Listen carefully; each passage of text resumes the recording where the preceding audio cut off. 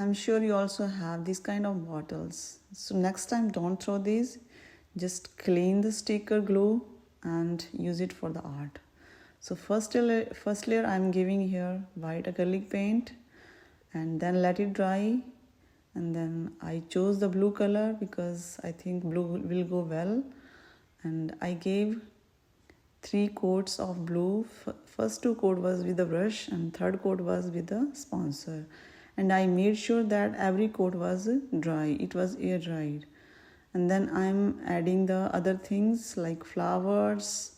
Yellow color goes very well with the blue color, and then here are some flowers. And then for the neck part I'm using the stencil, and I'm just keeping the same color like the flowers, yellow color. And then make sure that your color doesn't stain here and there, so use a sponsor and dab it slowly. So here is the final look after drying.